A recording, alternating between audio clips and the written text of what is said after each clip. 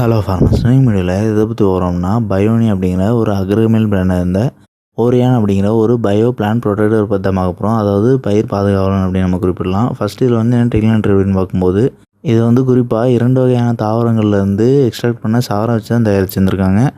So என்னென்ன தாவரத்தோட சாருன்னு பார்க்கும்போது டெப்ராசியா வாக்கிலி அப்படின்னு குறிப்பிடக்கூடிய ஒரு தாவரத்துலேருந்து எக்ஸ்ட்ராக்ட் பண்ண சாறு தான். இது வந்து பயிர்களில் பூச்சாக்குதலை கட்டுப்படுத்துறதுக்காக உதவுது. அண்ட் நெக்ஸ்ட்டு டைலோபோரா இண்டிகா அப்படிங்கிற தாவரத்தோட சாறு தான். இது வந்து பயிரோட எதிர்ப்பு சக்தி அதிகரிக்கிறதுக்காக பயன்படுத்தப்படுது.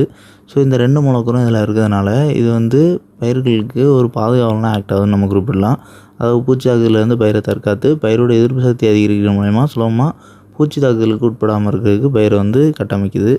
அண்ட் இது வந்து முழுக்க ஒரு பயோ ப்ராடக்ட் அப்படிங்கிறதுனால இது வந்து இயற்கை விவசாயம் செய்கிறவங்களுக்கு ரொம்பவே சூட்டபுளான மருந்துன்னு குறிப்பிடலாம்.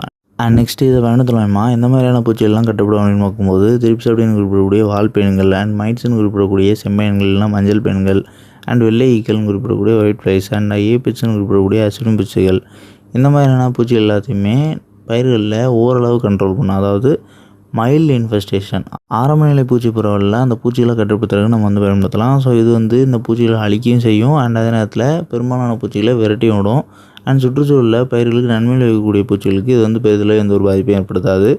அண்ட் இன்னொன்று, இதை வந்து நம்ம பிரத்யேகமாக இந்த மாதிரி சார்ந்த பூச்சிகளுக்கு அதிக அளவு சேர்த்து ஏற்படுத்தக்கூடிய சூழலில் பயன்படுத்த முடியாது.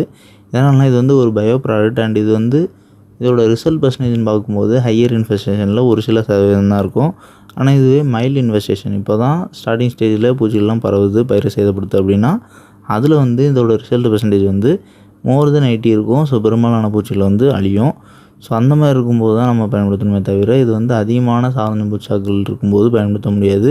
அதுவும் குறிப்பாக செம்மயன்கள் போன்ற பேன்கள்னு பார்க்கும்போது பெரும்பாலும் கான்ட்ராக்ட் ஆக்ட் ஆகும்போது மட்டுமே தான் அழியும். ஸோ இது வந்து அதீத செம்மயன் தாக்குதல் ஏற்படக்கூடிய பயிர்களுக்கு பெரிதளவு உதவாது. அண்ட் ஆரம்ப நிலை பேன் தாக்குதல் இருந்துச்சாலுமே டேரெக்டாக இலைகளுக்கு பின்புறம் மருந்து பட்டா மட்டும் தான் அழியும். ஸோ இது வந்து கான்ட்ராக்ட் ஆக்ஷன் தான். நம்ம ஸ்ப்ரே பண்ணும்போது முடிஞ்ச அளவு எந்த அளவுக்கு பூச்சிகள் மேலே படுதோ இல்லைனா பேன்கள் மேலே படுதோ அந்த அளவுக்கு அழியும். அண்ட் இது எந்த சார்ந்த பூச்சாவோ இல்லைனா பேன்களாவோ இருந்துச்சுனாலும் அது வந்து பயிரை பெருமளவு பயிரோட வளர்ச்சி குன்ற அளவுக்கு இல்லைனா பயிரோட மகசூல் குறையிற அளவுக்கு சேதப்படுத்தாமல் ஆரம்ப நிலை பரவலில் இருக்கும் பட்சத்தில் மட்டுமே கேட்கும்.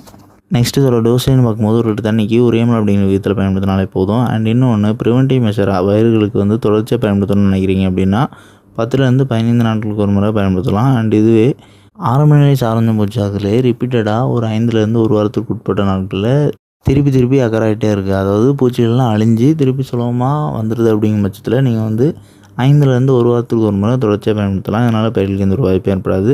அண்ட் இதோட கம்ஃபர்டபிலிட்டின்னு பார்க்கும்போது இதை வந்து நம்ம பெரும்பாலான மற்ற பூச்சிகள் கூட இல்லைனா பூச்சான குழிகள் கூட இல்லைனா நொண்டு சத்து மருந்துகள் கூட இல்லைனா பிளான் குரோத் ஃபில்டர்ஸ் கூட சேர்த்து பயன்படுத்தலாம். இதனால் பயிர்களுக்கு எந்த ஒரு பாதிப்பும் ஏற்படாது.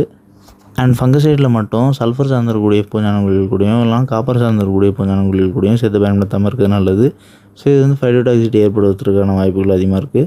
அண்ட் இதோட அப்ராக்சிமேட்டான பிரைஸ்ன்னு பார்க்கும்போது 1/4 லிட்டர் வந்து 250 ரூபாயிலேருந்து 400 ரூபாய்க்கு விலையில் அவைலபிளாக இருக்குது. ஸோ தேவைப்படுறவங்க வாங்கி பயன்படுத்திக்கலாம்.